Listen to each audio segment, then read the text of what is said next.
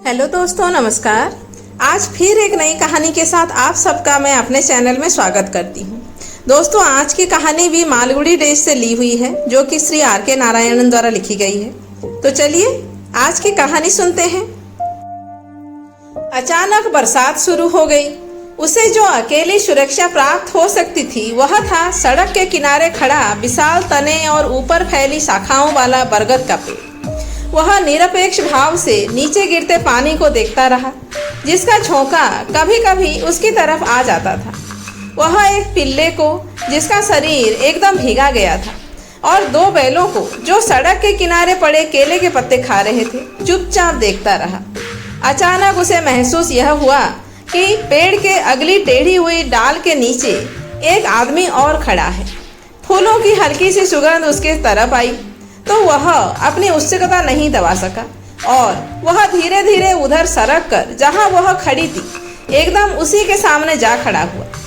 उसकी पहली प्रतिक्रिया ओह करने से हुई, पर वह यह न कह सका और चौंक सा गया। स्त्री उसे देखकर घबरा गई और चीखने को हो उठी। वह शांत हुआ तो बोला, आप डरिए नहीं, मैं चला जाता हूँ। लंबी जुदाई के बाद अपनी पत्नी से मिलने पर यह प्रतिक्रिया मूर्खता की थी। वह वापस अपनी जगह चला गया, लेकिन कुछ देर बाद वह लौटा और पूछने लगा, तुम यहाँ कैसे? उसे लगता था कि वह जवाब नहीं देगी, लेकिन जवाब आया, बरसात के कारण। अच्छा, वह मजाक के तौर पर बोला और उसे खुश करने के लिए हंसा। फिर बोला, मैं भी इसी कारण यहाँ आया, और जवाब की मूर्खता महसूस की। स्त्री चुप रही। मौसम की बात जब चाहे की जा सकती है, इसी का सहारा लेकर वह आगे बोला, अचानक होने लगी यह बारिश। स्त्री ने उसकी उपेक्षा की और दूसरी तरफ देखने लगी। उसने विषय को आगे घसीटने की कोशिश की। कहा, अगर मुझे जरा भी अंदेशा होता तो मैं या तो घर में ही रहता या छाता लेकर निकलता। उसने इस वक्तव्य पर भी ध्यान नहीं दिया। यह लगा जैसे एकदम बहरी हो। वह पूछना चाहता था, क्या कानों में कुछ हो गया है, लेकिन चुप रहा, क्योंकि उसे लगा कि वह चिढ़ जाएगी। परेशानी की अवस्था में वह कुछ भी कर सकती थी। संकट की उस आखिरी रात तक उसे उसकी तीव्रता का अनुमान ही नहीं हुआ था। वैवाहिक जीवन में दोनों के बीच अनेक बार संकट की स्थिति आई थी। हर दूसरे घंटे दुनिया के हर विषय पर उसके मत एक दूसरे के विरुद्ध होते थे। हर सवाल पर संकट खड़ा होता और कोई भी ऐसा ना होता जिसकी उपेक्षा की जा सके। विषय कुछ भी हो सकता था। रेडियो सिलोन सुने या ऑल इंडिया रेडियो, अंग्रेजी फिल्म देखी जाए या तमिल, चमेली की खुशबू बहुत तेज होती है या नहीं, गुलाब को बहुत अच्छा कहा जाए या नहीं, वगैरह वगैरह। किसी भी विषय पर बहस हो सकती थी और तनाव पैदा होता, जिससे दोनों के बीच कई दिन तक बातचीत बंद हो जाती और फिर समझौता होता तथा गाढ़ी दोस्ती हो जाती।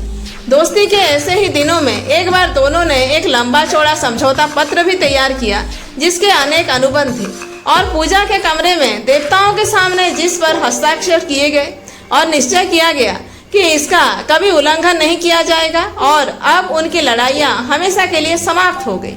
लेकिन बहुत जल्द इसका पहला वचन कि अब हम नहीं लड़ेंगे 24 घंटे बाद ही तोड़ दिया गया, और इसके बाद के सब अनुबंध, जिनमें घरेलू मतभेद के सब मुद्दे जैसे रोजमर्रा के खर्चे, खाना अच्छा बनाया नहीं, बजट की बहस, ससुराल की चर्चा, जिसके सब पहलुओं पर विस्तार से निर्णय लिए गए थे, आदि आदि विषयों का कोई महत्व नहीं रहा।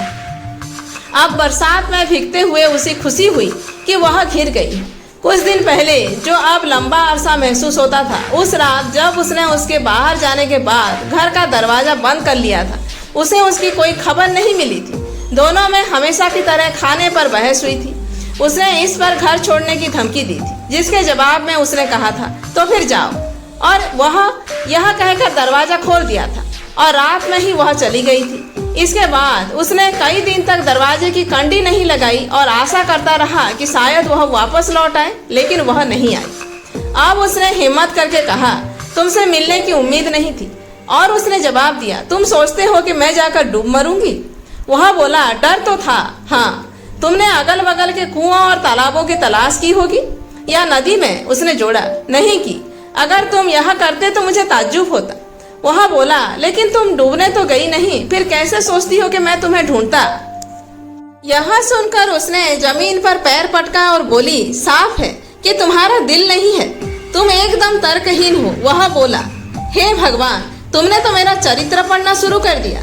यह तो मेरा दुर्भाग्य ही है कि इस वक्त अचानक बारिश होने लगी और मुझे यहाँ आना पड़ा। नहीं, बारिश अच्छी हुई जिसने हमें फिर से मिला दिया।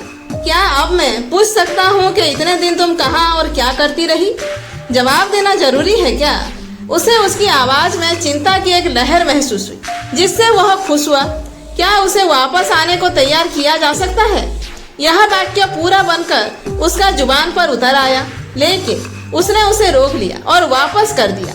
सिर्फ यह पूछा, तुम्हें कभी मेरी चिंता नहीं हुई? तुम यह जानना नहीं चाहती कि इतने महीने में क्या करता रहा? उसने जवाब नहीं दिया, सिर्फ ऊपर से नीचे गिरता पानी देखती रही। हवा की दिशा अचानक बदल गई और पानी का एक फुहारा उसके चेहरे पर आ गिरा। दूसरे को बहाना मिल गया कि रुमाल निकालकर उसकी तरफ लपका। वह छिटक कर अलग होने लगी और चीखी, मेरी चिंता मत करो, बहुत भीग गई हो। पेड़ की एक डाल भी हिली और उसका पानी भी उस पर गिरा। वह उंगली से इशारा करके कहने लगा, बेकार भीग रही हो तुम, जरा इस तरफ खिसक आओ। तुम चाहो तो मैं तुम्हारी जगह खड़ा हो जाता हूँ। उसे उम्मीद थी कि इस चिंता से वह प्रभावित होगी, लेकिन उसने जवाब दिया, मेरी चिंता करने की जरूरत नहीं है। सड़क पर बहती पानी की धार को वह आंख मिचका कर देखने लगी। मैं तुम्हारे लिए दौड़कर छाता ले आता हूँ या टैक्सी? इस पर उसने आंखें तरेरी और चलने को हुई। दूसरे ने ऐसा ही कुछ और कहा, जिस पर वह पूछने लगी, मैं तुम्हारा खिलौना हूँ क्या? मैंने खिलौने लायक तो कोई बात नहीं कही। तुम सोचते हो कि जब चाहे मुझे उठा लो और जब चाहे फेंक दो। यह खिलौनों के साथ ही किया जाता है। मैंने तुम्हें जाने के लिए तो नहीं कहा। अब मैं ऐसा कुछ सुनने को तैयार नहीं। वह बोली, मैं शायद यह कहने के लिए मरा जा रहा हूँ कि मुझे बहुत अफसोस है। वह कहने लगा, हो सकता है, लेकिन यह किसी और से कहो। और कौन है यह कहने के लिए? उसने पूछा। यही तो तुम्हारी समस्या है ना? उसने पूछा। इससे मुझे कोई मतलब नहीं। तुम्हारे पास दिल है या नहीं? उसने अजीजी से कहा। जब मैं कहता हूँ कि मुझे अफसोस है, तब मेरा विश्वास करो, अब मैं बदल गया हूँ। मैं भी, वह बोली, अब मैं पुरानी वाली नहीं रही। मैं किसी से कोई उम्मीद कर नहीं करती और ना निराश होती हूँ। यहाँ नहीं बताओगी कि इतने दिन क्या किया? उसने अजीजी से कहा। उसने सिर हिला दिया। वह बोला, किसी ने बताया कि तुम हरिजन सेवा या कोई वैसा काम कर रही हो। देखो, मैं तुम्हारी कितनी जानकारी रखता हूँ। उसने जवाब में कुछ नहीं कहा। उसने पूछा, सारा वक्त तुम यहाँ रहती हो या? जाहिर था कि वह उसका पता जानने की कोशिश कर रहा था। उसने बारिश पर एक नज़र डाली, फिर मायूस नज़र से उसे देखा। वह बोला, यह बारिश मैंने तो बुलाई नहीं है। हमें इसका एक साथ सामना करना है। यह जरूरी नहीं है। इस तरह मुझे कोई नहीं रोक सकता।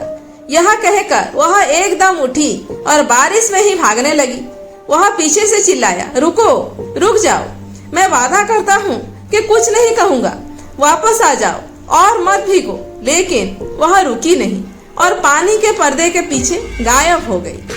तो दोस्तों, ये थी आज की कहानी। कहानी कैसी लगी कमेंट करके जरूर बताइए। अगर अच्छा लगा हो लाइक करें, शेयर करें और मेरे चैनल को सब्सक्राइब करना मत भूलें।